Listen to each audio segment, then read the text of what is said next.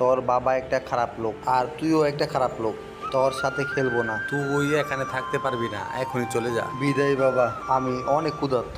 এইখানে আমার বাবা নেই, আমাকে শক্ত হতে হবে। এত রাতে একা বাইরে থাকার সাহস কিভাবে হলো? এই থালা বাসন পরিষ্কার করার আগ পর্যন্ত বিশ্রাম নিবি না? তুই যে ভালো কাজগুলা করস সেগুলো দেখ, আমাকে এখান থেকে পলাতে হবে। আপনি কোথায় লুকিয়ে আসছেন? আবার পালানের সাহস?